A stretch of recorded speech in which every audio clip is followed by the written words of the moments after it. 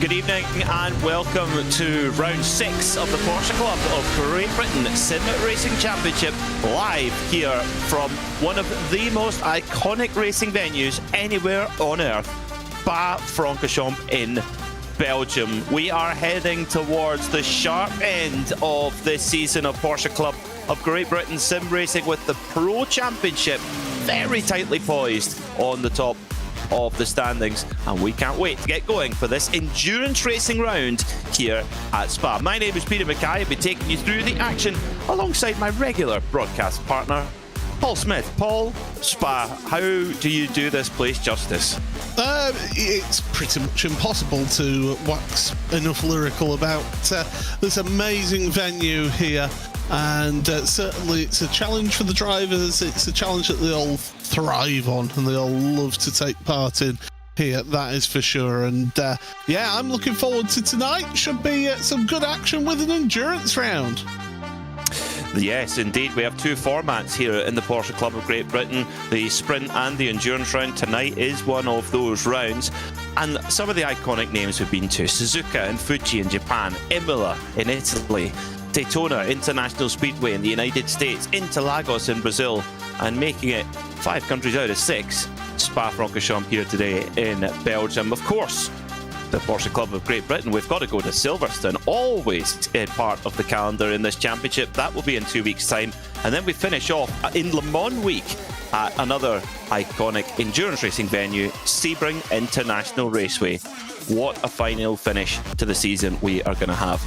In the standings, well, look at that. Just 1 point separating Daniel Lee and Christian Tsuruta. But Christian Tsuruta has a 0 drop score, whereas Daniel Lee at the moment has to drop 12 points. So actually, that would put Tsuruta ahead when drop scores are brought into account. Rob Sharp, after a really consistent season, he sits in 3rd with James Cummings and Byron Crawford making the top 5 up. Dean Powell starts in 6th. Then it's Paul Goffin, Rob Miller, Stephen Kershaw, and Robert Healy. He rounds out the top 10 in Pro.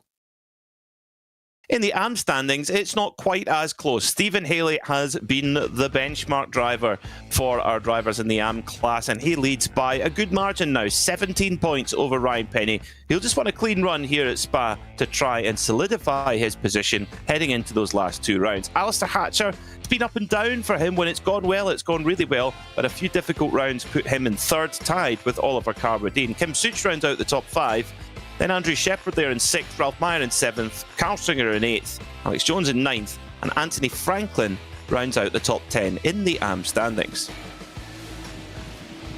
So we're in the final stages of qualifying before heading racing here in this 80-minute endurance event. Stephen Haley confirmed then on pole position by nearly 0.6 of a second over Alistair Hatcher in the AM class. Ryan Penny and Ralph Mayer on the 2nd row of the grid. Then it's Heinzmeier and Andy Shepard on row 3, Kim Such and Alex Oman on row 4. But in pro qualifying, still all to play for as Danny Lee pulls out of the way and allows Christian Tsuruta, our provisional pole sitter, to go through. That will mean that Tsuruta, both Tsuruta and Danny Lee will have 1 lap left to go before the checkered flag comes out.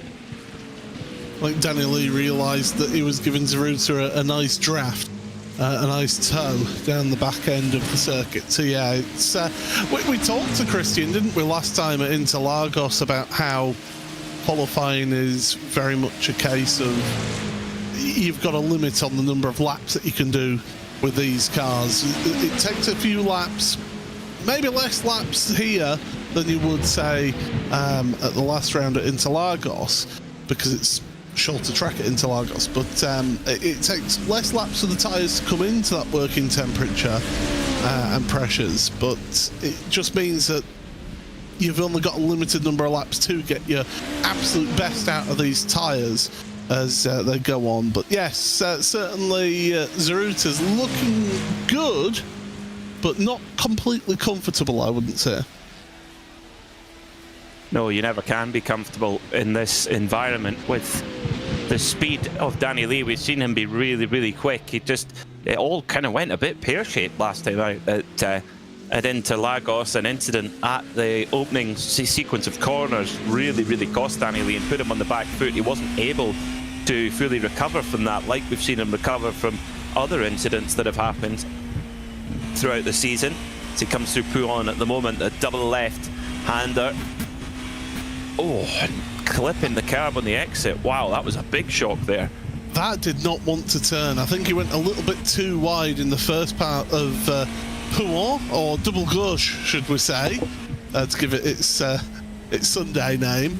But yeah, that car just did not want to turn, did it, for the second part of that corner? No, it didn't. It didn't. It looked like he was fighting a lot of understeer there in that second part of the corner. And yeah, for Danny Lee, it's let's see if he's able to pull anything out here to try and get up on the pole position before the start of this race through the bus stop chicane. And nope, he's going to pull out of it, so that he'll do no better than second. Looks like it's going to be Christian Zaruta starting on pole position by a margin of 0.2 of a second. James Cummings actually could put Danny Lee back onto the second row here as he comes through Blanchimont, absolutely flat out, easy flat in one of these prototype machines with the downforce that they have.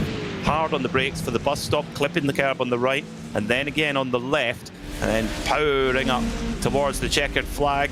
Little bit of a wiggle on power coming through on the curb. Does he improve? No, he doesn't. Yeah, just I think the tyres have gone past their best now. We have seen Rob Healy just improve slightly on his final lap. Rob Sharp, I mean, you can't write him out of the championship yet, that's for sure, in Pro. It's very close at the top. I've done a bit of commentators' maths, Peter. Oh dear. Yeah, good luck, everybody. I do believe that those points that we showed do take into account the drop score as well. So it is legitimately one point between them. Is that close? Yes.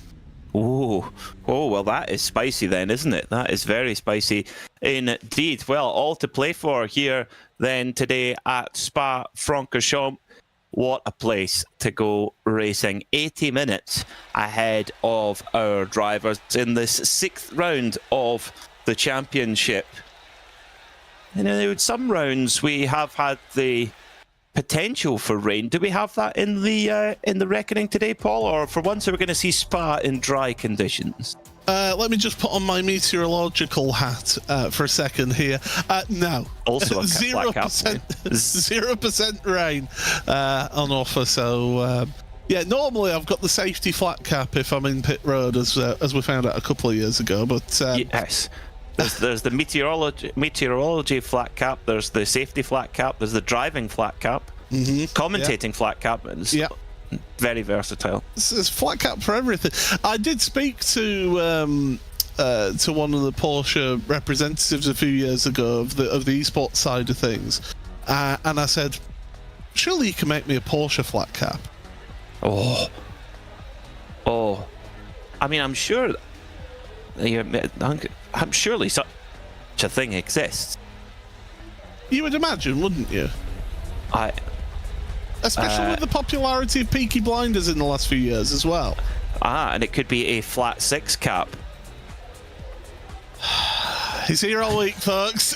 Hey, thank you. But it could be you could write flat six, Porsche flat six on it. I think this needs to happen. We need to make this happen. Porsche Club of Great Britain flat cap. Huschke von Hanstein, the Porsche, the boss of communications and of the racing department in the 1950s, he wore a flat cap. He was an aristocrat. It's part of Porsche heritage then, isn't it? Exactly. Yeah, definitely is. So a quick warm-up session for our drivers, just to have a quick reset before we go into the race. Grid is now set.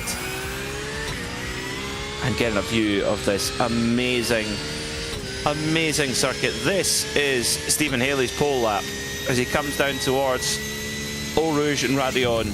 Is it the most famous sequence of corners in the world? It's certainly in the conversation. I didn't hear much of a lift through there, trying to keep it absolutely pinned all the way up the Kemmel straight, just horsepower, horsepower, horsepower. That's what you want here as you're ready to hit the brakes for Le Combe. No, really nice and smooth inputs from Stephen Haley, using lots of carb as he prepares for the downhill run now to Bruxelles. Just going past the old circuit on the left-hand side there that is just now public road. Just really tight round Bruxelles, and then no name, Jackie X speakers, take your pick. It's this left-hander right here, carrying more speed through. Really nice and neat and tidy here from Stephen Haley. Over towards Pouon, or double gauche if you prefer. Down to fourth gear, and just back on the power and just carrying speed all the way through. Very high average speed here at Spa. Great flowing corners into the Fagnes chicane, also known as Piff Path. Depends who you speak to. And then up towards Campus and Stavelot. Two right-handers here. Leaves it in third gear. Trying to use the torque as much as possible. Quite a lot of curb on the inside there. Maybe lost a little bit of time there coming out on the run through Curve Paul Frere. And then up towards Blanchimont. Should be just about flat in a GT3. Let's listen. Yeah, absolutely flat. Somebody else has tried it flat there. In fact, two cars off already on the pole lap, but it doesn't deter Stephen Haley. Really good nerve there to keep going. Clips the curb and the bus stop, back on the power. Pretty neat and tidy, Paul, I would say. That was a fantastic lap, and if you ever want an example of how to go around the circuit, then that's it. And if you want an example of a GTP, the Porsche 963, well, there you go, through La Source, plunge downhill. Undulation is one of the big words that I would use for this circuit. If you ever want to get a bit of a workout, walk the perimeter if you can, because it is a big workout, especially if you go wrong direction and you head up from down at Double Gauche or Pouon all the way up towards the top of the hill at Le Combe. That is a big workout for you. Fortunately, there's a few bar stalls and where you can get sustenance as you're going up the hill as well. Great for when it's a hot day, which unfortunately in this place I've only ever experienced two lots of weather: overcast and a bit rainy, or absolutely scorching hot weather around here in the Ardennes. Yeah, it's a curious place for weather. Well, that's for sure. It's part of its charm, really. This amazing Belgian circuit, part of the true fabric of the history of the sport. Saruta, just everything just wound forward a little compared to the GT3 car. Everything happening so much quicker in these GTP machines. Arguably, there are certain corners that are easier, like, for example, Blanchimont. In a GT3 car, it's flat, but only just, and it's very easy to go for a little comfort lift and then round the car goes. In a GTP car, you just, electric style, straight through Blanchimont, no problem. And then hard on the brakes. Oh, Saruta really pushing it in deep into the bus stop chicane. Just a little tap of oversteer on the way out and over the line, and that was good enough for pole position by 2/10 of a second for our championship contender, Christian Tsuruta, who has his main rival, Danny Lee, alongside him on the front row of the grid. James Cummings and Rob Miller, they make up row 2. Rob Sharp and Byron Crawford are on the third row. Row 4 sees Stephen Kershaw alongside Dean Powell, then Rob Healy and Paul Goffin round out our 10-car GTP grid. Then in the AMs running the 992 GT3R, they start with Stephen Haley on pole position by over half a second from Alistair Hatcher. Ryan Penny and Ralph Meyer are your second row, with Heinz Meyer and Andy Shepherd on row 3. Row 4 is Kim Such and Alex Owen, then Carl Stringer starts 9th. So slightly depleted AM grid for the GT3s, but the action will certainly not be depleted, that is for sure. The field are now gathering up behind the Porsche 911 GT3 Touring Cup car, the pace car here on the iRacing simulator, as pole sitter Stephen Haley prepares to go. Track temperature, very high, 38 degrees Celsius at 2 o'clock in sim time, so unlikely that the track will get cooler. In fact, more likely it will get even hotter. That will make grip very, very tricky, I would imagine, Paul. It can do. It won't be too bad in terms of the amount of rubber that's been put down on the track. It's not like, say, the Spa 24 Hours where you've got a huge accumulation of rubber on line. But you will be feeling the effects to a degree with these cars and tyres, although these prototypes will take a lap or two to come into range before they really do stick. I will say, Christian Zaruta's lap, you were saying it was like Scale Electric. I think he had the little magnet under the back of his car just to keep it nice and secure on track. I had a Skoda Octavia WRC Scale Electric car that had a magnet at one end and a magnet at the other, which basically gave it the kind of effect of four-wheel drive, but you could just hold it flat all the way through. You see, I didn't have that luxury. I had the Texaco Ford Sierra Cosworth that Steve Soper used to race. That was my first Scale Electric. Oh, my first Scale Electric was, I had a twin set of Escort RS Cosworth rally cars, the Michelin Pilot Malcolm Wilson car and the Delacour Fina Gisa colours. Great memories, and here we are still talking about motorsport, so it clearly had the desired effect. It got us hooked. For sure. It got us hooked, yeah, and we're still very much on the line, that is for sure. So, the Porsche 911 GT3 Touring Pace car will pull away, and Christian Tsuruta in the... I'm still going to call it Cool Runnings. He did explain to us very patiently what went into the colours, but he did ask for more bogey on it, and there's definitely plenty bogey on it. So anyway, will the game be a bogey here for Christian Tsuruta? He will certainly hope not. Green flag in the air. We're racing at Spa as we head towards La Source for the first time, as Tsuruta takes a bit more of a racing line, potentially leaves the door open for Danny Lee and runs a bit wide on the exit, and here comes Lee, and oh, big moment as Christian Tsuruta asks for the power and Lee goes through, and Rob Miller's going to go through as well. So Tsuruta, terrible start on the exit of La Source, gets it all wrong on those cold tyres, and now he's into the back of Rob Miller. He's put Miller in the wall. Tsuruta has got straight into the back of Rob Miller, and we know with the orange zone rules, Paul, that means a drive-through penalty. Oh, you could see that coming, couldn't you? You really could. And, I mean, Christian will be the first person to hold his hand up and say, yeah, no, that's completely on me. But that doesn't change the fact for Rob Miller. I think Tsuruta had done a little bit similar with what happened at Imola. Didn't take into account those cold tyres at the start. Exited turn 1, asked for the power, wasn't there. Danny Lee, you don't need to ask him twice. James Cummins and Rob Sharp, big benefactors off of that. And Paul Goffin's up 5 places already. Wow, brilliant stuff from Goffin in the Newman Porsche 956 throwback as well. A little bit wide there onto the curve there, and that's going to allow Stephen Kershaw and the Barbie machine to try and make it other way around. But no, not quite. Goffin holds on to the position for now as whoop off the road goes Rob Healy in the Wright Motorsport car. So a little bit of an eventful start to the race as, through a little bit of a squeeze there for Dean Powell. He goes past Kershaw, and then, wait a minute, Saruta's dropped back quite a lot too. Yeah, I wonder if he got a corner cut penalty, that he had to serve a slowdown penalty through Eau Rouge Radion, and then he's had to back off, and that's dropped in those places.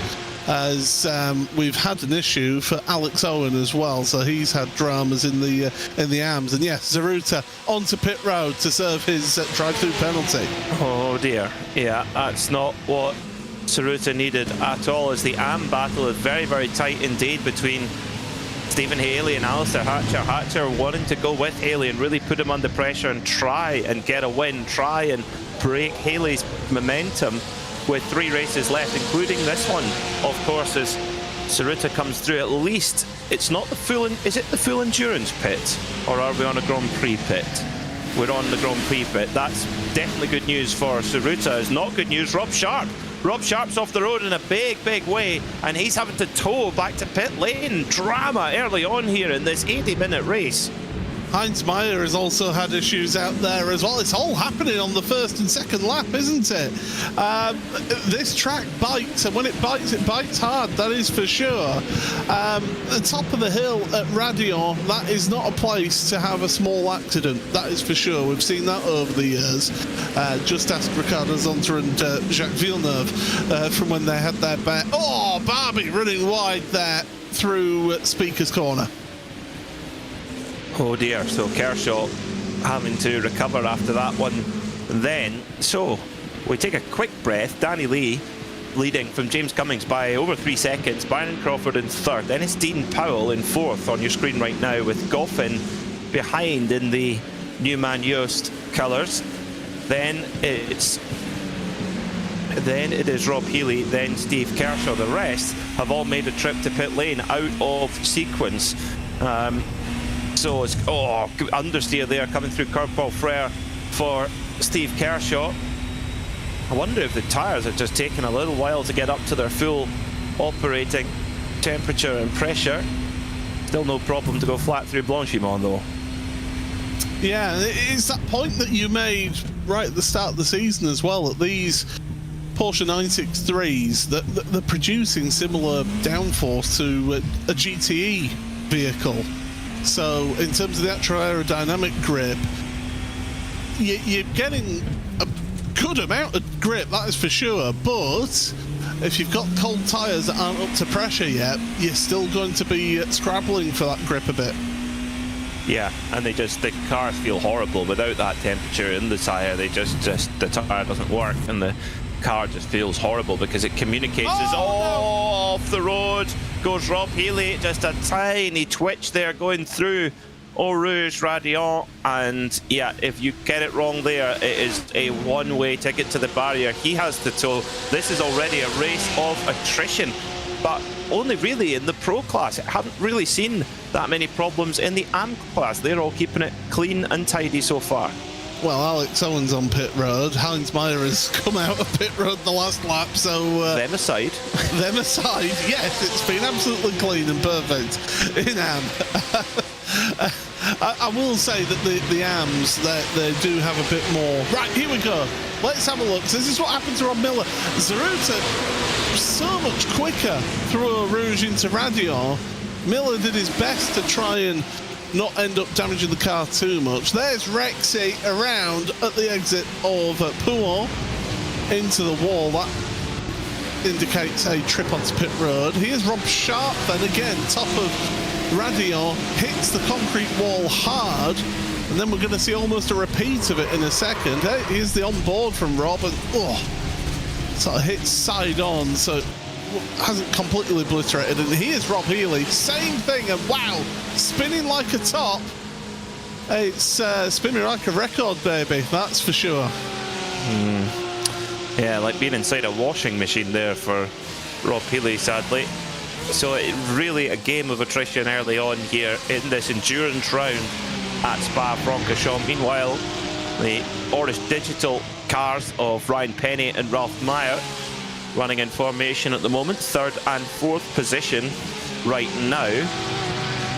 They're running about 4 or 5 seconds behind the class leaders at the moment. Stephen Haley still holding off Alistair Hatcher as things stand.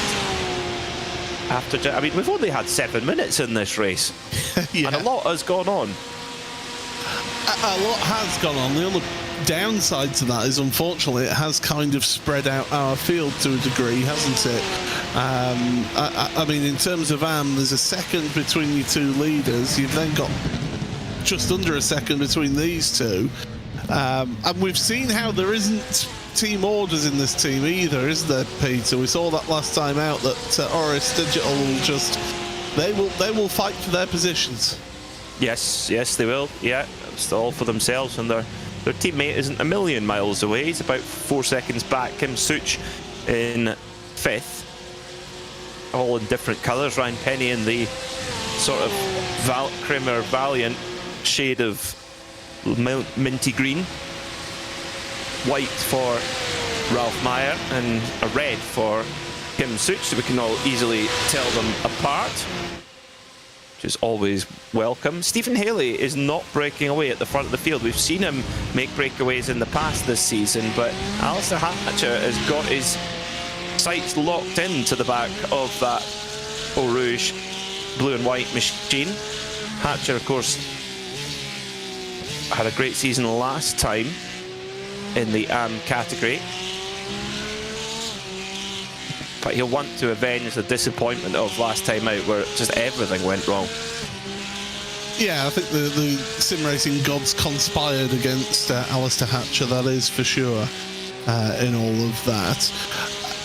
As long as he can keep in the slipstream right now, first of all, he's doing some terrific fuel saving here by being in the slipstreams. That's going to help him out in terms of strategy, but if he keeps in the slipstream as well, that keeps him in the race with Stephen Haley, because, as you mentioned, we've seen him a few times this season just romp away at the front of the field and be able to pull away. But Ryan Hatcher, bar that disastrous round at Interlagos last time, he's had a very, very good sort of steady away season, got himself some podiums, got himself a race win, of course, at the second round of the championship as well. So don't write out Alistair from potential race winning here today.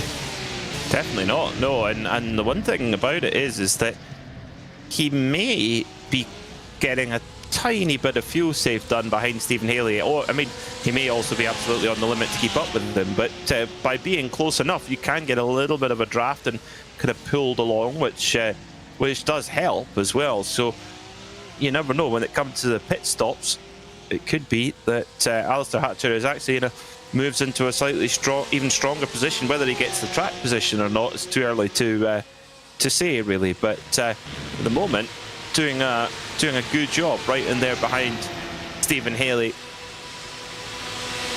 who's coming up the Camel Straight at the moment, with Hatcher right in his slipstream. And right here, you'll just be gaining maybe about a tenth of a second, maybe a tiny bit more, going up the Camel Straight there, just using that draft to his advantage.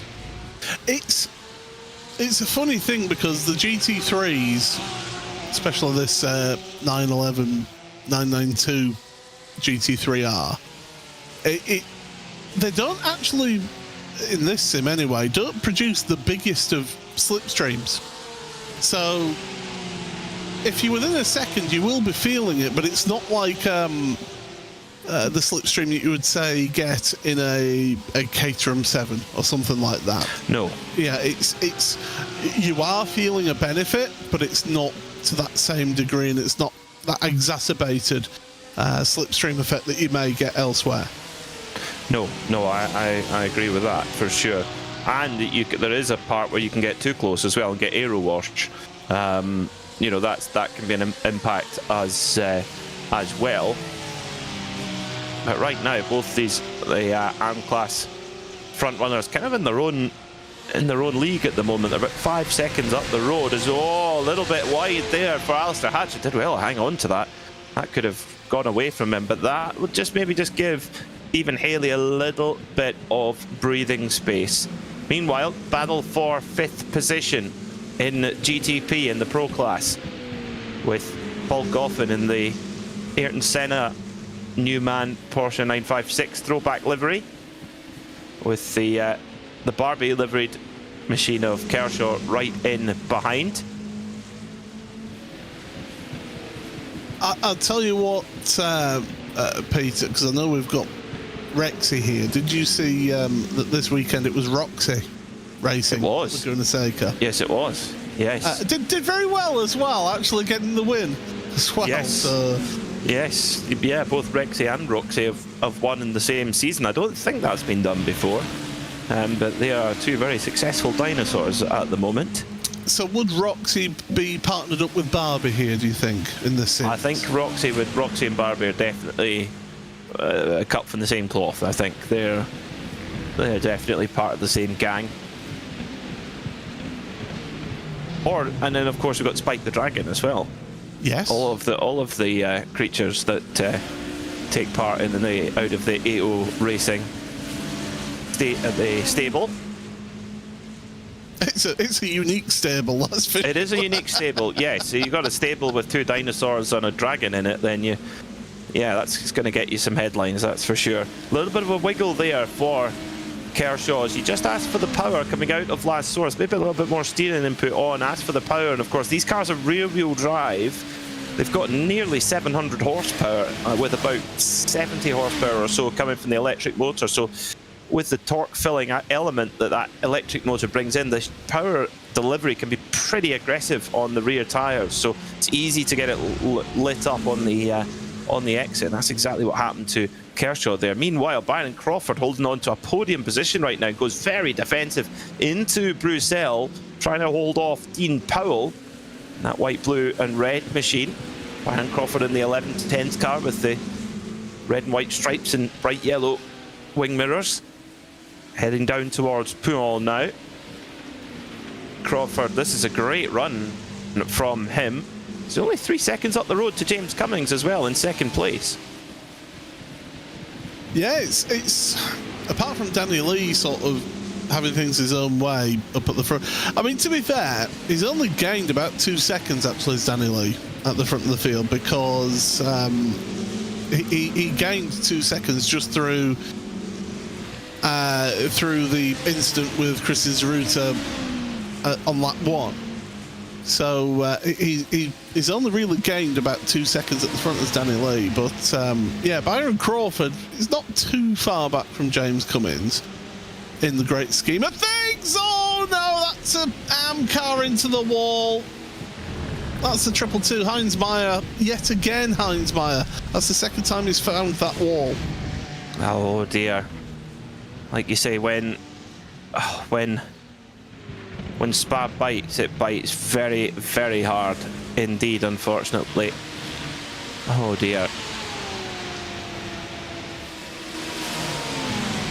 Not so nice. Let's have a look at it then as they come through Longchamp, and oh yeah, it's so easy to do there when you just have a little bit of a comfort lift through the corner. The weight comes off the rear tyres and the rear just comes round, and then with the rear engine layout, their rear will just come round, and there's just nothing to stop it at that point coming through Blanchimont.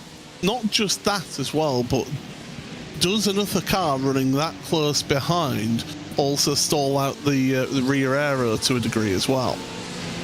Potentially, yeah. I think also with the very high track temperature, the track's very greasy, I think, too. I think we've seen more mistakes than normal, I think, that just show to a lack of grip. In fact, thank you. Hello to Steve Proudley, who's got in touch to say he's actually in contact with Stephen Haley on the Discord server, and says the track's changing, feeling very loose at the rear, which would hint towards the high track temperature. Also got Drew Fletcher watching as well, unfortunately missing from Pro. Good to see you watching along with us, Drew. Good as always. I will say that Dean Powell trying to get 2 podiums in a row now. He's trying to, in his battle with Byron Crawford, but they've just separated out just that little bit in 3rd and 4th places. Still plenty time to go in this one to let those strategical opportunities play out. I mean, what are we looking like in terms of stint times here at Spa for the Pro and classes, Paul?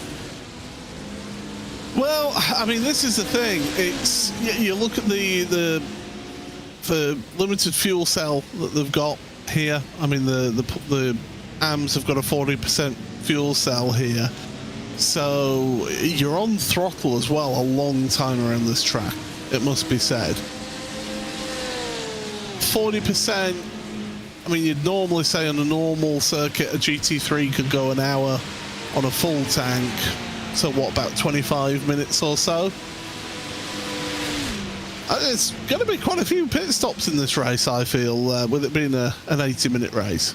Yeah, I think so. I think, could you say three pit stops? Kershaw got a good run with the traffic, gets ahead of Goffin, and also giving Paul Goffin a slow-down penalty as well through Lecombe as well. Well, that's one way to do it, yeah.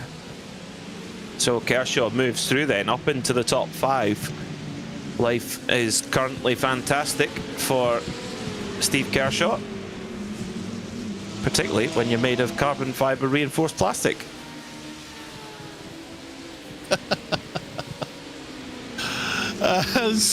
Thank you, Peter.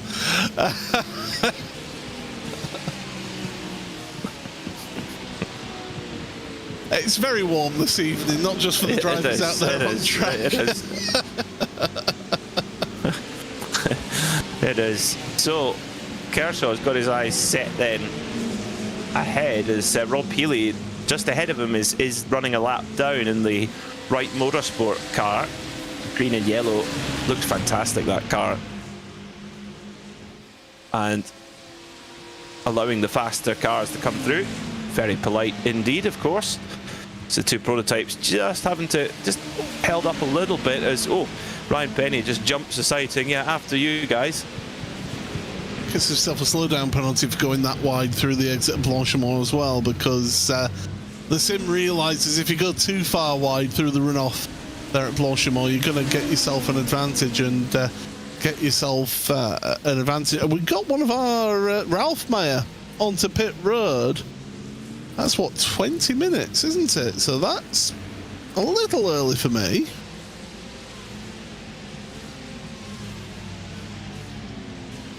Yeah, that is well.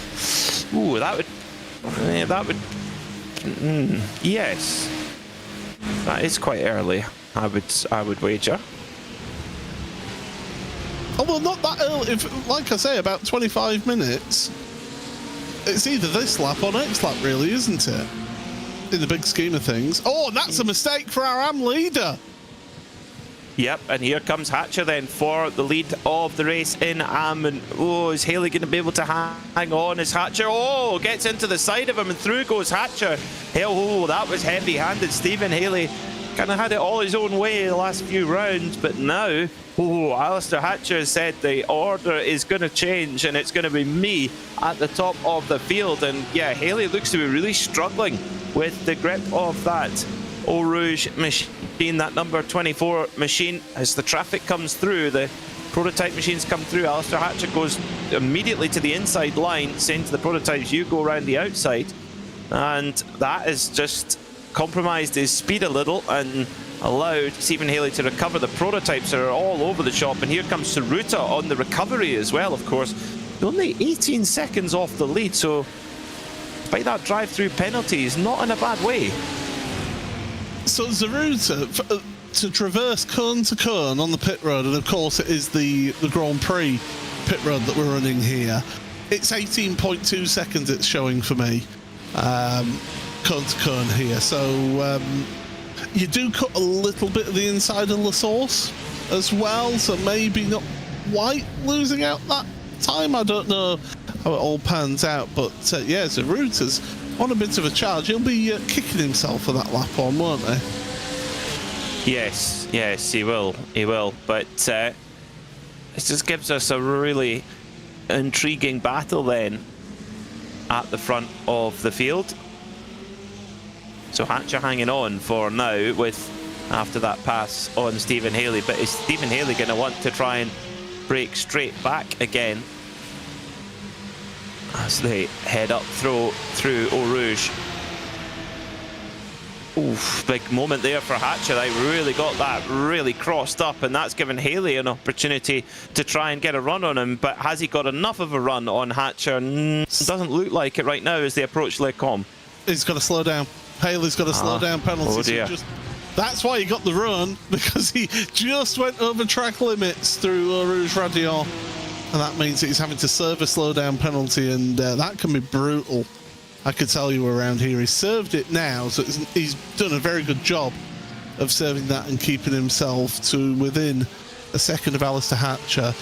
We've had a few onto pit road. There's been Ryan Penny, Stringer, and Kim Such is a long time on in the pit box. I think some damage to that car potentially.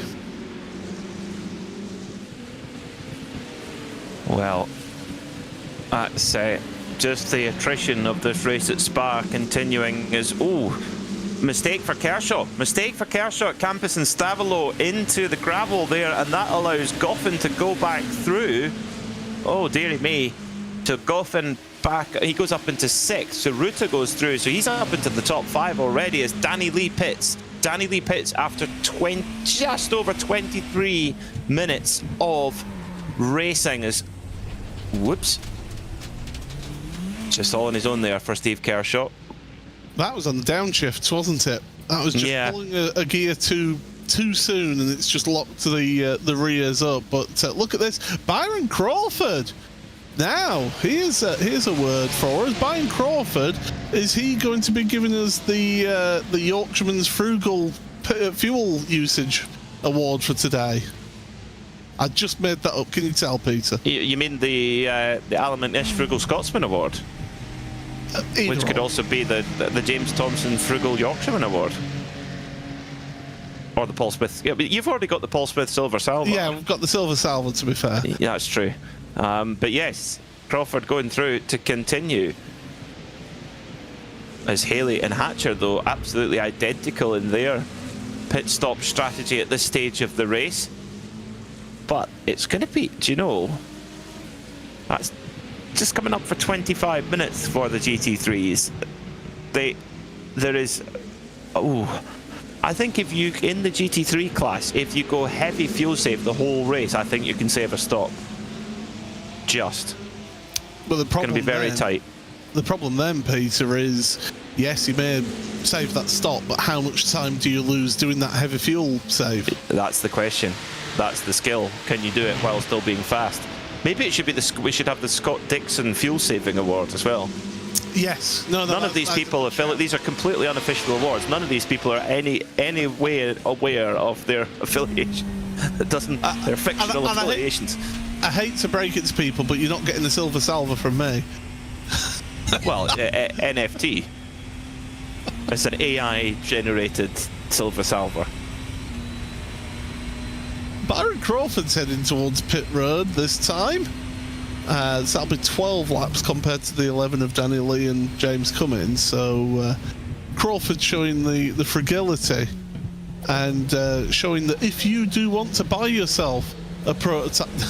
I was going to do every time we do a broadcast, Peter, we always say if you want a frugal car, get yourself a Porsche 963. Yeah. All 2.3 million euros of it, plus spares package. Although, I'd heard yesterday that when you order a new Ferrari 296, a steering wheel is not included.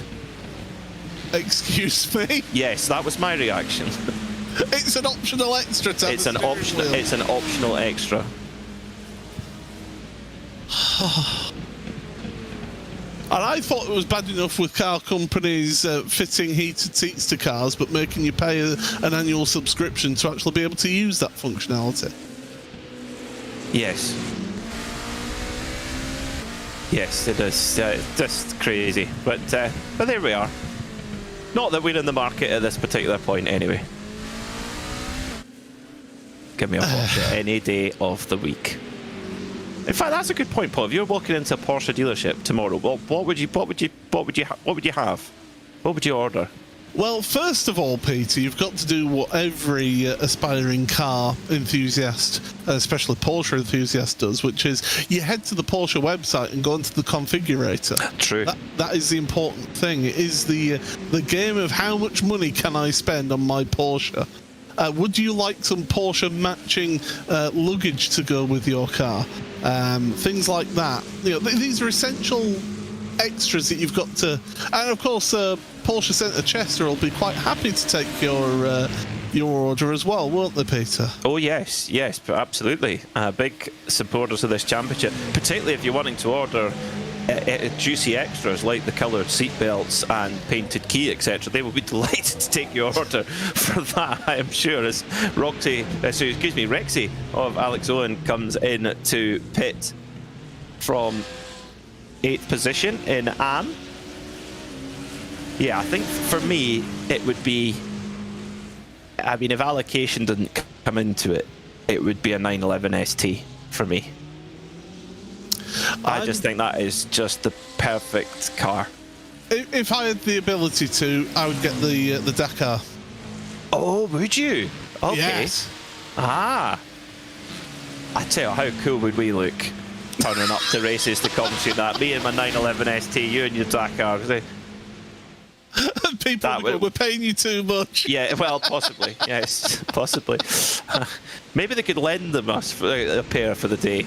Well, me and Arjuna, who, if people don't know, Arjuna Kankapati, my commentary colleague from the Porsche Taycan Esport Super Cup, we have campaigned for Porsche to provide Arjuna to drive, because I don't drive currently, but for Arjuna to drive a car with our names on the doors, like they arranged for Sadakist in one event. Okay. Even a logo on the door as well. Right, so would you trust me to be a drive? A Porsche Centre Chester provided?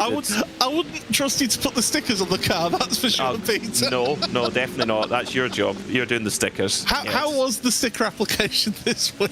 Oh, just as poor as normal. It always seems that when you're trying to put stickers on a car, and you always get the gust of wind just when you don't need it. Yeah, I think you need to do it in like a garage or something where there's no wind. Otherwise, it's okay. But I did it in the wind, and it was just crumpled, and it was bad. Didn't you get the applicator as well gifted? Yes, I did get an applicator, and I've lost it. So I need to ask them for another one. You just need to find an old credit card or something like that, don't you? Yeah, I think so.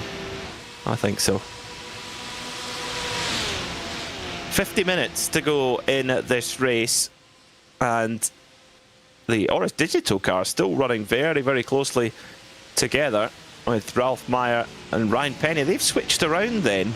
So Meyer has now got past Penny, and Penny playing the watching brief at the moment as they come through Les Combes and down towards Bruxelles. This is great to see between these two. Of course, as we said, no team orders in the Oris Digital team, and that's good to see. It means that we get to have some great action.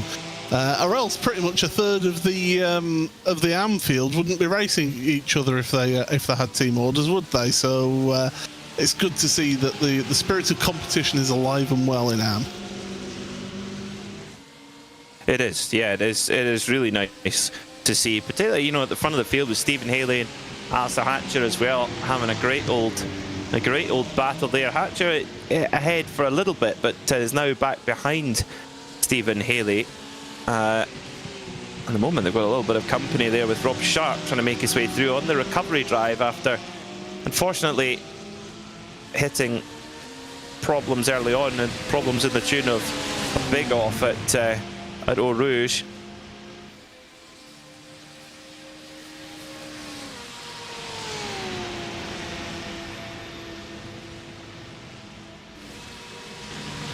Well, these two absolutely flat through Blanchimont and able to get themselves into the chicane.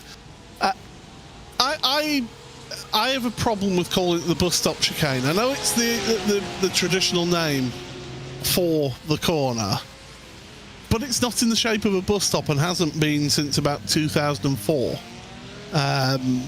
So I have a little problem with it being called a bus stop chicane now, personally. I mean, it is almost a dead stop. It's probably one of the slowest corners in Europe. But of a permanent racetrack, yeah. Of a permanent racetrack, definitely, yes. Yeah, good point. Yeah, I think it's all part of the heritage of the place, I think. Yeah, it's very cool. I mean, Blanchimont as well is not exactly where the old Blanchimont was. Mm-hmm. So it's still called Blanchimont. So yeah, no, I get it. I don't mind it too much. But, I mean, we were chatting before, weren't we, Peter, about the old circuit. I mean, you had the pleasure of going around the old circuit this year, didn't you? I did that back in 2018 when it was World Endurance Championship. We went for a blast around the old part. But at road legal speeds, let's be honest, you know, because it is public road. My goodness, the drivers of that era were just bonkers. They're different level. Yeah, different level entirely of bravery, at least. Yeah, when you go through some parts of the circuit, it's you can imagine Brian Redman, Joe Siffert, etc. in Porsche 917s, Pedro Rodriguez, and then you think the lap record from 1973, you think 52 years ago, Henri Pescarolo in a V12 Matra, 3 minutes 13.4, but get the average speed 262 kph. As here comes Ryan Penny as he just goes by Ralph Meyer for third place. Ralph Meyer left the door wide open and through he goes. But yeah, just picture that, 262 kilometers per hour. Average. Yeah, average. Well, it's incredible what they were doing back then. And when you think Bernaville, one of the most daunting corners on the track, the Master Kink as well, sensational.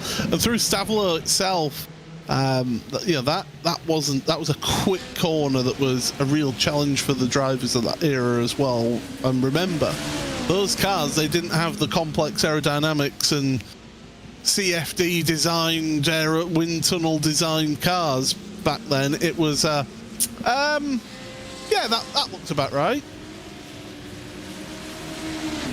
Yeah, it's yeah, when you think about it, like there were actually effectively negative downforce in an early Porsche 917. It had lift.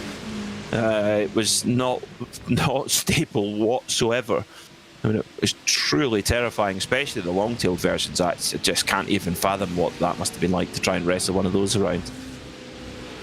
Just makes me shudder thinking about it, actually. And when you think, I mean, I've been fortunate enough to get up close and personal with the 917. I think that was a long tail, actually. Was it the red one? Do you know what? It was the white one. That's the long tail, yeah. Well, no. That's a short one, actually. The Martini one's a short. Yeah. The long one never won at Le Mans. It was always the short one. I'm trying to go back in my phone, in my pictures, because the one thing that stood out to me was how basically there was no. Oh yes, no, you are correct. It is a short tail. It is a short tail. It's the Martini one, yeah. Yeah. Just the sheer lack of any sort of proper roll cage or safety cell or anything like that. That era of racing was you had to have certainly something about you to be able to go racing in that era. Yeah. Well, even if you fast forward to 1976, you look at the Porsche 935, which is an absolute monster of a car. Different criteria to the 917 in many ways, but the roll kit, I got very lucky a couple of weeks ago to get close to the very first one of those made. And when the car was restored, when they were restoring it, and they realised that the frame was the roll cage was cracked, so they had to put a new roll cage in. Turned out that the original roll cage hadn't actually been welded in at the top. Oh, at all. Good. Yes. So, so they rectified that with a new cage that was welded in at the top. Good grief! I mean, I think of some of the horror stories of Group B rallying and Group C endurance cars as well, of all of that era, and yeah, it is another world. I'm so glad that I'm glad that I'm a motorsport fan of this time where. Yes, it's still dangerous, and motorsport will always be dangerous, without a shadow of doubt. You cannot eliminate every single risk that is involved in this sport. But I'm so glad that I'm not going to events of the 70s and 60s splitting the pack markers there, Chris Zaruta and Dean Powell. I'm so glad that I'm not around of that era that my dad watched motorsport in, of the 60s into the 70s. Yes, it would have been nice to have seen those legendary drivers in those machines, but on the same front, I like being able to see those drivers week in, week out. Yeah, I agree with that. Totally agree with that. I think we're in a way better place. And the thing is, with the growth of historic racing, it doesn't mean that we're cut off entirely from seeing these amazing machines of yesteryear. The preparation companies that exist now have them in better condition than they were new. Way better. In fact, now it's actually, the argument of, has it gone too far? Are you taking them away from their original form too much in order to be winning historic races? That's an argument for another day, maybe. But yeah, I totally agree. You look at the safety sell off the car on your screen right now, Porsche 963, these latest specification LMDH ruled cars. This car is built from a chassis created by a company called Multimatic. The others go to Orica, some go to Ligier, some go to Dallara. But in general, I mean, a carbon fibre monocoque really, really strong and can protect the driver as best as they can be. As there's a great battle now. This is for third place. Zaruta, after that drive-through penalty, he is getting, and actually time-wise, he's getting closer to Danny Lee. He's now only 13 seconds behind him. So bit by bit, he's trimming down the lead. So with 40 minutes to go, could Zaruta potentially still win this with having served the drive-through penalty? That would be quite a story. Would you like a 5-lap average, Peter? That is what gets me up in the morning. Yeah. Wednesday morning, wakes up. Oh yes, we're getting a 5-lap average. Yes. Chris Zaruta's last 5 laps on average was a 2 minutes 5.156. Danny Lee in the lead, last 5 laps average was 2 minutes 5.874. So over 0.7 of a second per lap on average for the last 5 laps. Zaruta's quicker. The problem is now he's reached a brick wall, which is Dean Powell. Well, it's so he's not able to get that pace down, so to speak, while behind Dean Powell. But because he may well, with that kind of pace advantage, he may well be able to get by Dean Powell and lay down. This race is far from done. Well, Zaruta's just taken a wrecking ball to my speak of being behind a brick wall in Dean Powell, because he's got by. So, and that was down into Blanchimont as well. And I think Dean took a sensible pill, got off throttle, and said, "Good, do you know what, Christian? If you want by." As I've just seen, that's Stephen Haley going deep into Eau Rouge Radio, and I think he may have had issues with Zaruta. And Zaruta's, this is a little bit aggressive on the defensive display here. Very aggressive, yeah, very aggressive from Zaruta, trying to keep Dean Powell at bay. And yeah, an issue for Haley there as well, which brings Alistair Hatcher back into the conversation for the lead in AM. Ryan Penny there in third. Andy Shepherd in fourth. Carl Stringer in fifth in AM. Good run from Carl Stringer, actually. Now let's, yeah, that'll do it. That's super aggressive from Zaruta. Yeah. And so is this. And that is, yeah. I know what Christian will turn around and say. Dean Powell's not alongside, he's not got anything alongside me, and he's got an entire track to the left of him that he could go for. Pretty late block, I would say. But it was, yeah, it was reactionary, that is for sure. Yeah, yeah. So, we've seen that. Whoa, Powell's off. Oh, and is that driving frustrated there from Powell? Just over driving a little bit, maybe. And then comes back on the circuit, dragged a load of gravel back onto the circuit, and then right in front of Stephen Haley. Doesn't hold him up too much. Let's get a look then. Just been a little bit hot.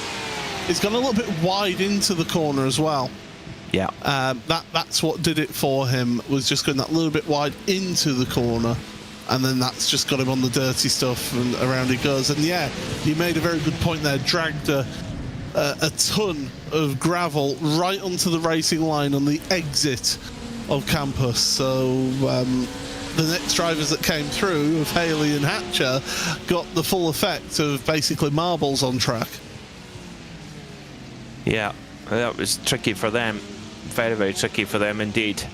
So, Zaruta making no friends on his way forward, and he has dropped a little bit of time now to Danny Lee. He's now 15 seconds back from Danny Lee, but does have that clear air ahead of him now. The only thing I also got to be careful of is incident points.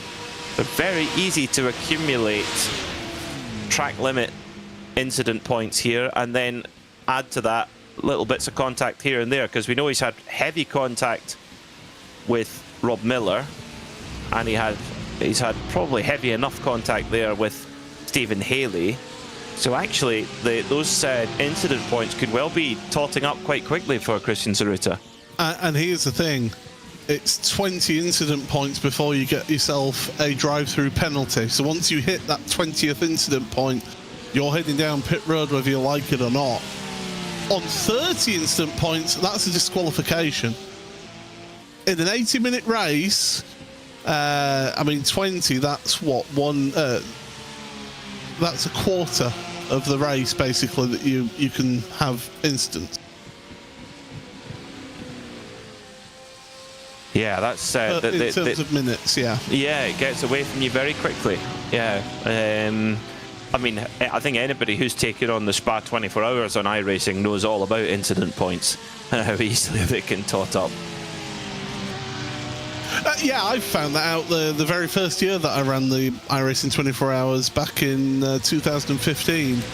And it was that long ago that we didn't have any official Porsches. We had the roof, the RUF. So, we found out quickly what it's like when you go through Blanchimont for the first time on cold tyres and the back end just rotated on that car like you never knew what was happening until it was too late. It's also the only race where I handed over to a teammate, and about 20 minutes later my teammate announces, "Why does the oil pressure say 0 on my on the gauges?" And then bang, the engine popped. Yeah, it's we all have those stories to tell after an endurance, and it never goes. I don't think anybody's ever done an iRacing endurance that's gone completely smoothly from start to finish. It's not the nature of the game, I don't think. What is the nature of the game is we're starting to get some pit stops, which at this timing means that you're going to have a third pit stop certainly in AM, and certainly for Christian Zaruta in Pro. Yeah, very true. Very, very true. It's Ryan Penny in the pits as well. So it's going to be real splash and dashes towards the end for most of these drivers. Penny's taken the opportunity to put new tyres on while he fills up with fuel off the jacks. No more wasted time, and off he goes. So he timed that Timed that very well. And I think with the way that the track is, with that high track temperature, good to get some fresh rubber to be in a comfortable place towards the end of the race. Yeah, having that fresh rubber with the track temperature at 38 degrees Celsius, you'll come out of pit road, maybe not in the prototypes, but in the GT3s, in the AM class, and you'll be there going, oh, this is what fresh rubber feels like, I've forgotten. And you'll have 2 or 3 laps of pushing, and then it'll be a case of, oh, why did I push so hard so soon? And you've suddenly lost all your grip there. The prototypes, it takes what we've seen about 2 laps, haven't we, Peter, before those tyres well and truly come into the working window. Yeah, that is the good thing about doing it with the GT car, is that you just get on with it and the tyre just switches on straight away, whereas the GTP, it definitely doesn't. It takes a long time, so they'll have to just survive on the boots that they've got. Because the heat up takes so long. Into the pits again together, Stephen Haley and Alistair Hatcher. A little bit of a shorter middle stint here by about a lap or so. In they come, hit their marks, both do so perfectly. Would you expect anything less, Peter? We've not seen from it all. The 2 leaders. No, definitely not. We have from the seen 2 it leaders before, yeah. Oh yes, and we'll see it again. Oh, without a doubt. Yeah, absolutely we will. Byron Crawford, I'll be interested to see whether he comes in at the end of this lap or if it's next lap. Because if it's this lap, he's not been able to go that extra lap over everyone else like he did in that first stint. Whereas if he goes an extra lap again, then he is a frugal driver. And we do like frugal drivers. The team boss will like them. Yeah, keeps the fuel bill down. Yeah, definitely. As someone from Donegal told me at the weekend, it's like we call that someone who's easy on plant. I like that. Yeah. I like Donegal as well. I've been there. Yes. 2010 I went for the Donegal International Rally. Oh, never been, but really want Go. to. Yes. Do you know what, Peter? Let's organise a trip. Me and you. Yes. In our Porsche with the stickers on from Porsche Yes. Centre Chester. We'll be Yes, stickered exactly. up. Yes. That sounds great fun. Donegal, here we come. It's a beautiful part of the world, and I miss it. Well, What did we say? I've just been singing the praises of drivers hitting the pit mark, and then Byron just missed it. Just stopped a little too. It's usually the other way around, though, isn't it? They usually go long. Yes, they do. Yes, then it requires a little bit of a. It's better to do it that way, I suppose, than have to reverse back. That's for sure. Yeah, you're not having to fumble around, try and find reverse gear, checking the glove box, things like that. You know, you just can pull forward a little bit. Yeah. We've had certainly the most random question of the day come in on our YouTube chat. Jeff Patterson, it's as random as it is a good question. Most unlikable Kyle, Busch or Larson? Do you want to go first, or do you want me to go first? I don't really watch NASCAR, so I can't comment. I'll just say yes. I'm going to say Busch. He seems to be quite an abrasive chap, but I think he knows that, and he plays it to his advantage. I don't really have an enormous opinion on it, but there you go. There's your answer, Jeff. Thank you for getting in touch. Wonderfully random. In fact, Jeff, if you're still listening, here's a question for you. Does Lightning McQueen need car insurance or life insurance? I would say life insurance. Yeah, me too, because he's a living being. It's a living being. It's not just a car. No. He is, and he lives in a world of cars, so they will need life insurance in that world. And then, of course, as well, he wouldn't have just like normal car insurance because he's a racing car, so racing car insurance is a whole nother thing. So I'd say definitely life I've insurance. heard stories of racing car insurance. Oh. James Cummins was showing as a yellow flag, and that was a telltale sign of going deep at the chicane there, because he was cutting across the inside of the exit of the chicane. Here we go. On the replay, thank you very much, Hugo. Oh, no, he's not gone deep, he's lost it. Whoop. Just got away from him there for James Cummings. That's going to Flying help. Filippo. That's going to help Zaruta catch up. He was more twister than Filippo there. Oh, I like an orange Calippo. Oh, orange Filippo. It's a classic, isn't it? Yeah. A twister is good as well. You don't see twisters as much anymore. I have a story about a twister that I'll have to tell you off broadcast because it's not for broadcast. Oh, it's that good. Oh, matron. Oh, my. You don't see 27 and a half minutes to go. You don't see the rocket lollies anymore. No. either. Fabs. You don't see Fabs as much. Although I don't think that's the greatest loss. But Yeah, I wasn't partial to a fab. yeah, Feast. I think. Now, the feast was a nice one. Oh, that was, yes. Now that was a lolly. What do you call it, a lolly? It was a chocolate ice cream bar, though. Yeah, it was sort of a rather than mixture, lolly. wasn't it? It was like a hybrid. It was definitely a hybrid, I think. Can you do regen with a feast? RaceSpotTV giving you all the... That stumped me, that one. KTL Rob Powell. Saruta could win this if he keeps his nose clean, potentially. Potentially, because they've got 12, 13 laps to go. 9.5 seconds, though. Yeah, what's his Paul Smith Silver Salver 5-lap average? I can't give you a 5-lap average at the moment because we've had the Because he's pit been through the stops. pits. Right, we will have that. So then we'll know what he's tracking for. Last lap, Saruta 204.7, 205.3 for Lee, so 0.6 per second. So at that burn rate, he's going to come up just short. And then, of course, there's a small matter of getting past James Cummings as well, who's just up ahead. Don't forget as well, Zaruta pitted a lap earlier, so his tyres are more up to temperature and pressure sooner than Lee at the moment. Oh dear. Good no. point. Here we go. Oh. And again. Deep breath. You could hear Zaruta had to get out of that, and I'm glad he did. On board with Christian Saruta, it's got a bit of a Kevin Estra vibe to it.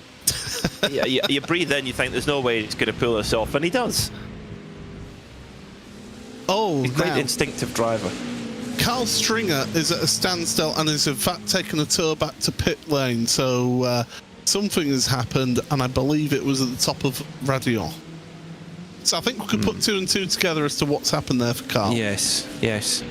Yeah, Carl Stringer's machine will have to get hitched up to the tow rope and pulled back. So, up to pull on the double left-hander. Saruta getting closer and closer to Cummings now. Looking like a matter of time here. How hard is Cummings going to fight this with Saruta all over the back of him now, just getting closer corner by corner? Is he going to have a little look at him? No. But may well try and set something up in the upcoming corner. Saruta all over the back of Cummings. Cummings doesn't appear to have the same kind of pace that Saruta does. In fact, neither does Danny Lee, but that drive-through penalty so crucial for Saruta. You think without that, he would have the pace to dominate this race. Now, trying to find his way past Cummings. Cummings jinks to the left, then Saruta's going to try and go through the middle. Surely not. Oh, basically puts Cummings in the position, either turn in and we have a crash, or let me through. Proper Verstappen-style stuff there from Saruta, and through he goes into second place. So aggressive, but whoa, it works. Can I have some heart medication prescribed, please? Yes. I think I've got the palps. Yes, that was wow. Yeah, Ryan Walker saying he clenched just watching that. I agree. If I was the lap traffic, I would just shut my eyes and expected a massive accident. But no, well done to all three for getting through that cleanly. Zaruta now is trying to get away and get down the track like a stabbed rat and trying to get towards Danny Lee here now. And I think there's just too much time. Also, last lap, Danny Lee got caught up behind traffic. So he will have had his lap time affected that last lap. Well, 23 minutes to go. Can Zaruta run this gap down? It's going to be a big ask. Big ask. But you have a feeling he's going to try it. He's going to throw everything at it. I think that Danny Lee could potentially be doing an element of fuel save here, because he knows he's going to have another pit stop, a splash and dash. With Zaruta keeping this pace up, he's going to have to be at a standstill for a lot longer if he's going to keep on pushing like this. Yeah, fair point. Fair point. That's I think he's really got no choice but to just try and put the pressure on. Just push as hard as he can. I mean, it's the last roll of the dice, and you know, if it gets in the head of Danny Lee that Zaruta's running him down and the gap is closing, then that can sometimes be enough to force a mistake. Just under 22 minutes to go then here in this endurance round, the 6th round of the Porsche Club of Great Britain Sim Racing Championship. I mean, it's 9th season. Quite remarkable. I could now give you a 5-lap average, Peter. Oh. Christian Zaruta averaged across 5 laps 2 minutes 4.783. Danny Lee, the race leader, 2 minutes 5.588. So the best part of 0.8 of a second per lap. That's a big margin. Much bigger than we saw in qualifying. Much bigger. Yeah, there was only 0.2 between them in qualifying, wasn't there? Yeah.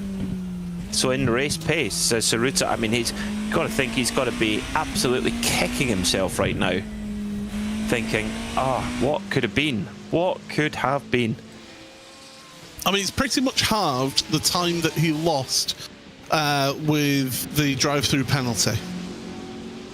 But that's taken, what, an hour to do that. Yeah, we've got 20 minutes remaining. It is a big ask, it's that, in my opinion.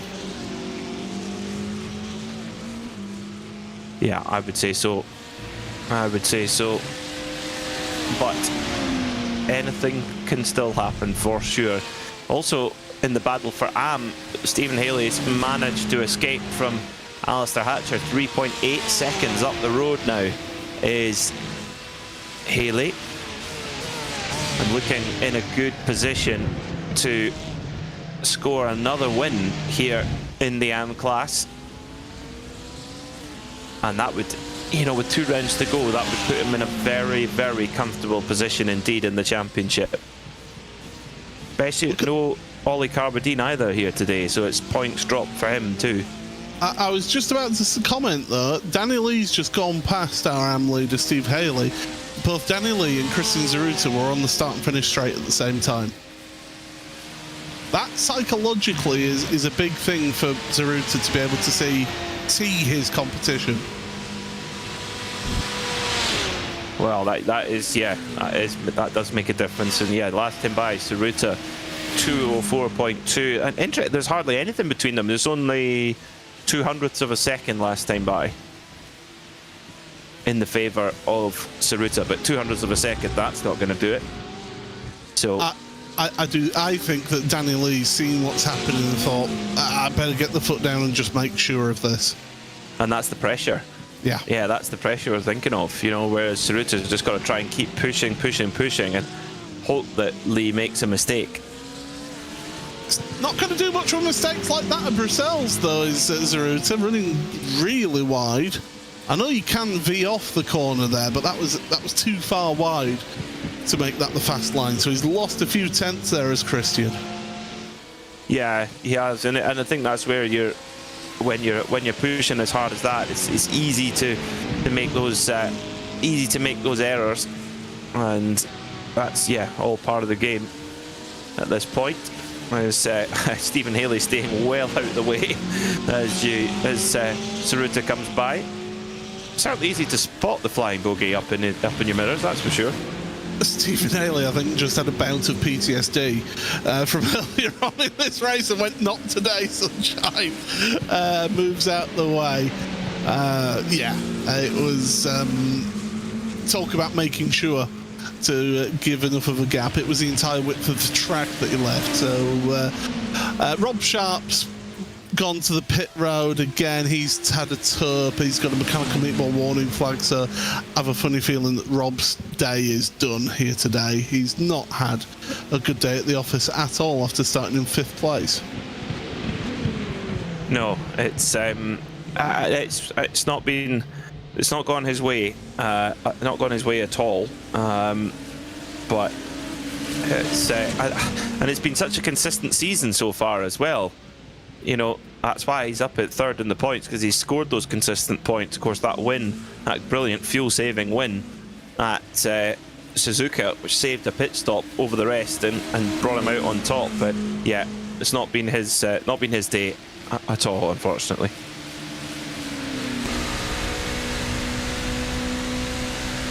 Well, this is pretty close, isn't it? Battle for 4th place overall. Byron Crawford, Dean Powell, and Dean's got a great slipstream up the Kemmel Straight. Late move, got into the braking zone of Le Combe. Now, gravity does help you with the braking into Le Combe, so you can brake a lot later than you think you could do for that corner. Yeah, you can. It's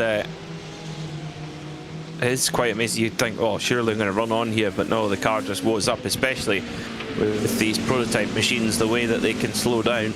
Quite remarkable. Byron Crawford trying to hold off Dean Powell for 4th place. Dean Powell looked like he was threatening for the podium. That's looking slightly distant now, 13 seconds up the road, with James Cummings holding that place right now. But still strategy to play out. Who's got an ace card up their sleeve, do we think?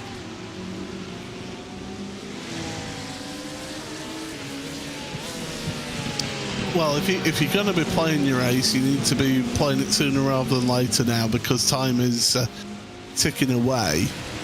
Do you know the one thing that's always amazed me with prototypes, especially hybrid prototypes, was I think it would have been Silverstone in 17 or 16, one of the years.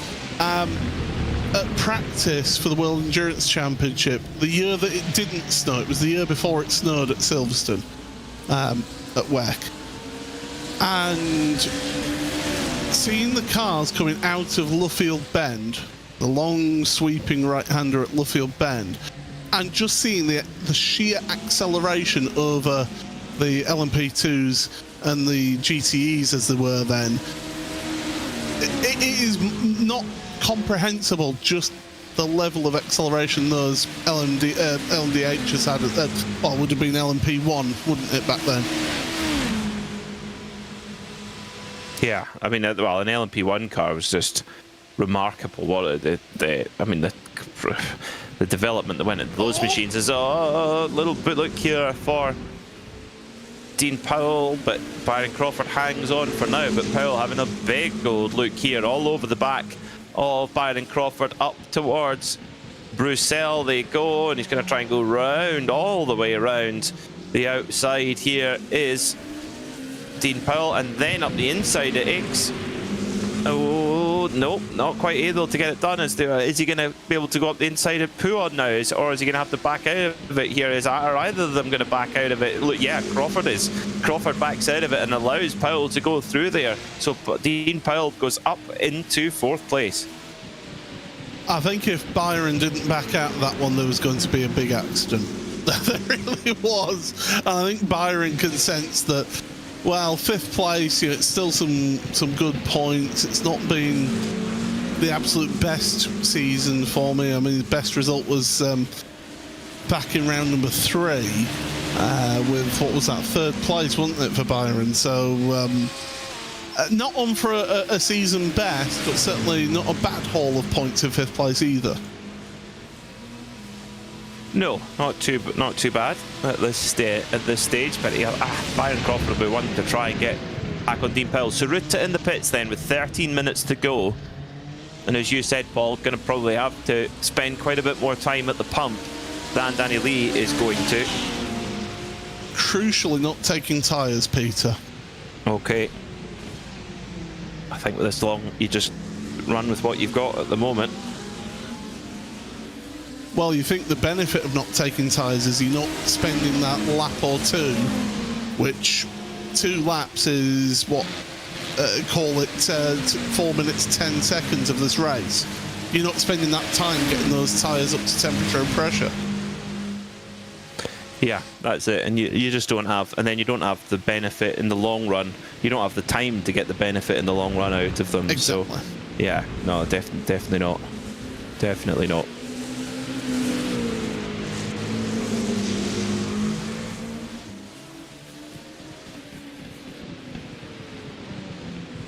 So, Saruta back on the charge then through on Byron Crawford, who still will need a little splash and dash, as will Dean Powell. So Saruta's got his last pit stop done. 33 seconds behind Danny Lee. But, I don't know, the question is, depends how long Danny Lee is in the pits for, but it might not be, well, depends when Danny Lee pits. And what the gap will be when they come out of the pit stops. If I know that Zaruta's pitted, I would react to this lap, personally. I don't think he has. I think he's stayed out there, has Danny.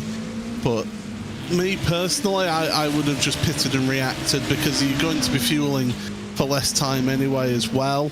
That way, you're cutting out any chance of Zaruta maybe getting a run. Of a couple of good laps over you.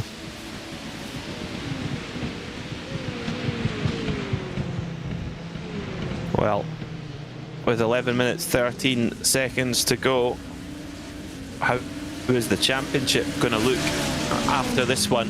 Saruta potentially giving a couple of points away to Danny Lee as they head towards Silverstone in 2 weeks' time, and then Sebring. I mean, a season finale at Sebring, Paul. It's well, that is quite the prospect, and that is somewhere where anything can truly happen. It's so easy to make an error there. Again, another one of those really old school tracks, isn't it? There, if you make a mistake, it punishes you, and yeah, Sebring could have a big say in what happens in this championship. Saruta not quite close enough to Dean Powell then to make the move into Le Combe. And the problem for him now is that once again he's behind Dean Powell and he can't seem to get by. I think at some point it's going to come down to it that Zaruta will have to settle for potential second place here.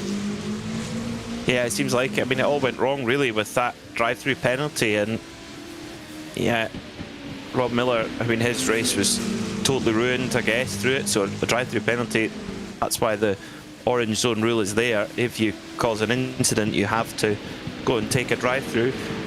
If you do it on that first lap, that is. And yeah, I think maybe Saruta was slightly caught out a little bit with how Rob Miller was taking that corner, with taking a little bit more of a cautious approach in how to take the corner and just letting the tire come in. But Saruta was more willing to take the risk, because Danny Lee into the pits now has not hit his pit box just yet. And how long is he going to need to be there? There's only 9 minutes left in the race. He's not taking tyres, so no tyres then for Danny Lee. As through to the bus stop comes Saruta. Lee still not on the move. Saruta, now Lee's on the move, as Saruta's on the pit straight, as Lee's going to come out and then get on the power. Yeah, so comfortably in the lead, albeit, funny enough, Saruta's actually taken a bit of time out of Lee in that pit stop sequence. Oh my goodness. Sorry, I was about to say something and I realised that there was two GT3s he was working his way through. Yeah, a little bit of time gained in the pit stops, but I think Daniel Lee had the gap there to be able to afford to maybe have a little bit of extra time. I mean, he was best part of a second quicker was Danny in the actual pit box, but he took about the same time traversing the pit road as Christian Zaruta, so maybe he just took that little bit of extra time, making sure he didn't get a speeding penalty coming onto or off of pit road, or a unsafe pit entry or pit exit penalty as well, because the last thing you'd want to pick up is an unsafe pit exit, which is basically a death knell for you as a penalty here. Well, yeah, it is. It is. We've seen it a few times, haven't we, across the season. So, Alistair Hatcher heads out of the pits. It's a handful of seconds behind Stephen Haley, but at the moment, Stephen Haley looking good to close off with another win. But you think about it, it could have gone so wrong when Tsuruta came through and they made contact side by side going through Eau Rouge. I mean, normally that's a recipe for disaster, but somehow Haley survived it. I think the fact that Haley must have seen him at the very last moment thinking, oh, you are actually making that move, okay, and just opened the steering up just to straight line Radeon. I think that's what saved Stephen, because if he hadn't have done that, that would have been a monster accident there. So, yeah, it is good heads-up driving from Stephen Haley. I think there would have been every swear word under the sun would have been said in the cockpit there, but certainly Stephen would not. At least he was able to avoid the accident in the first place. You mean oh bother wouldn't have sufficed? No. No, I think that would have been a rated R. Yes. Jings. Oh my. Something to that effect, anyway. Well, he managed to survive it, did Stephen Haley, which is good, because it's going to put him in a really strong position for the AM Championship, with just 2 rounds to go, 1 at Silverstone, 1 at Sebring, and is in the position where he doesn't have to push 100%. He can take the risk out of it over these next 2 rounds to get the AM Championship over the line.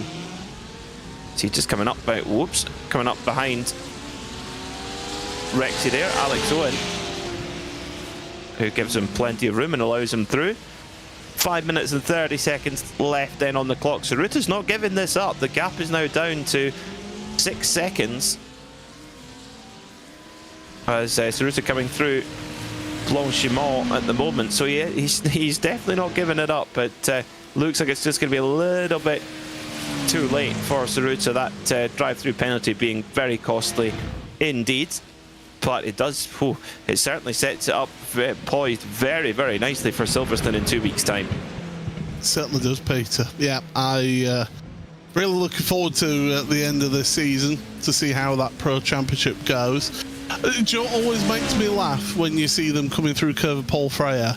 That's where the kart track is, and you'll see red flags because there's a biblical amount of water on the Grand Prix on the full circuit, and yet the karting track on slick tyres will be still running around. Always makes me laugh as Crawford finally makes his splash and dash. So yeah, just a little splash and go for Byron Crawford, which will maybe potentially now, will that drop him off the podium, because Dean Powell, has he had, so that just drops Crawford off the podium, puts him back down to 5th place, but another solid run for the 11-10th racing driver. This is teammates, isn't he? Today, as he mentioned, Noel Kawadine Johnny Elia, we've not seen since the start of the season, is it, that we've not seen Johnny? So first 2 rounds for Johnny. So yeah, 11 tenths I think a little bit underrepresented here, but who can blame people? Yes, you could be outside, you could be having a barbecue or something like that because it's been glorious weather in the majority of the UK, or you can be getting hot and sweaty behind the wheel of a simulator rig. I know what I would be doing, actually. It's the latter. Yes, yeah, very true. Very true. I agree. 3 minutes on the clock then for Danny Lee, who's really been a revelation. He's a name quite familiar, I think, to viewers on RaceSpotTV, run various other championships, but new this year to the Porsche Club of Great Britain Sim Racing Championship. So he comes up towards La Source for the penultimate time. Yeah. And at the moment holding a 5.6 second gap from Christian Saruta, so looking very, very good at the moment is Danny Lee. And what a way to bounce back after the disappointment of Interlagos, where it kind of started bad and just spiraled out of control. It just got worse and worse, unfortunately, for him. Yeah, it was all turn 1, wasn't it? Where it all went wrong for Danny last time out at Interlagos. It's worked out this time, though, that's for sure. He was able to take advantage of Zaruta having the mistake on the exit of La Source, and then Zaruta and Rob Miller coming together through Radio. It's worked in Danny's favour as this race, but you've got to take those advantages when you can. That's the thing here. You know, it's all well and good saying, well, he's had it easy, but, well, you say that, but I've not often been in the position to have a decent gap between myself in the lead and the second place driver. But whenever I have, it's been in the back of your mind of, just hit your marks, just hit your marks, just do what you've been doing, just do what you do. And you get into your own head because you get distracted by things, because you've not got somebody charging you down. I mean, here he's got Christian Zaruz who's been charging him down, so he's had something to focus on. But when you're out on your own at the front, it's difficult to gauge yourself against your competition. Yeah, that is so true. That is so true. Not a nice position to be in, but the white flag will be being prepared for Danny Lee as he comes through the bus stop chicane. Yeah, the white flag in the air then, with Saruta closing the gap down still, 4.9 seconds. He is trying right to the end, is Saruta, as Danny Lee, one more lap to go, and Alistair Hatcher staying so far out of the way he nearly hits the wall on the right hand side. Yeah, that's the only downside of that endurance bit. It's a case of, well, almost the Rubens Barrichello Michael Schumacher at Hungaroring incident there. Saruta, by the way, was 9/10 of a second quicker on that last lap than your race leader Danny Lee. I think this is Danny Lee just very much just playing it safe, getting a few singles before finally hitting that 4 over the boundary. Yeah, that final flourish, which is always nice. Not that I had many when I used to play cricket. I was a terrible batter and bowler, so... Unbelievable in fielding, though. Unbelievable fielder. Well, that's not what the teammates said, but anyway. Don't listen to them. Don't listen to them. Heading round towards the end of the lap then for Danny Lee. Absolutely clinical performance. He's kind of had to do it all his own way. Didn't have anyone pushing him on track necessarily, yes, on the timesheets, but was able to just keep that concentration for 80 minutes of driving. He comes around Blanchimont for the final time, An absolutely stellar performance. The number 188 of Danny Lee round the bus stop chicane for the final time. He is going to be your winner here at Spa-Francorchamps. What a drive from Danny Lee. Christian Tsuruta, great fight back to second after that drive-through penalty. And our AM winner, Stephen Haley, comes home ahead by 6.4 seconds. Another really, I wouldn't say dominant, but a strong performance. And it's another win for Stephen Haley. Absolutely fantastic, Peter, from Stephen once again. And you're absolutely right. Got a hand on the trophy. It's not completely in his grasp, but he's got a hand, certainly, just loitering there on the trophy. James Cummings, great to see him finishing on the podium here again. That's another podium for James in Pro. Good stuff. Yeah, fantastic. Great effort there from James Cummings in the Flying Calippo. Dean Powell has to settle for fourth, unfortunately. He was close to that podium, but fourth place with that. Byron Crawford will be fifth. Ralph Meyer for Oris Digital going to be fourth place for him. His teammate Ryan Penny getting that last spot on the podium alongside Alistair Hatcher. But a good result, I would say, for Ralph Meyer. Good points for the championship. He's not in the top 5 in the championship at the moment. That result may well get him up in that conversation. But with the way that things have shaken out today, looks like actually James Cummings may well move up to third in the championship ahead of Rob Sharp, who did not have his best day at the office, unfortunately. But this is how they're classified after 38 laps. Danny Lee, your winner then, from Christian Tsuruta, with James Cummings in third. Dean Powell just off the podium in fourth, with Byron Crawford rounding out the top 5. And the last two cars on the lead lap were Paul Goffin and Steve Kershaw. Rob Healy, he just dropped off the lead lap, finished 8th. Rob Sharp, a couple of incidents, dropped him to 9th. And Rob Miller didn't make it to the finish after that early lap 1 incident with Christian Tsuruta. Stephen Haley then your winner by 6.9 seconds from Alistair Hatcher, who pushed Haley all the way but just came up short. Ryan Penny, goodness, over a minute back, was in third. It just shows you how dominant Haley and Hatcher really were. Ralph Meyer was fourth, and Andy Shepherd rounds out the top 5, with Kim Schuch being the last driver finishing on the lead lap. Alex Owen, Heinz Meyer and Carl Stringer all finishing 1 lap down. So, second place today potentially had the pace, well, definitely had the pace to win, was Christian Tsuruta. A story of what could have been, maybe, and he is down to share that story with Paul Smith. Well, Christian, delighted to have you join us once again here in the commentary box. Put the car on pole position, and then I think it's we said in commentary you'll be the first person to hold your hand up with what happened through Rouge Radio, but it just didn't seem that the car wanted to cooperate with you on the exit of La Source that gave the others a run.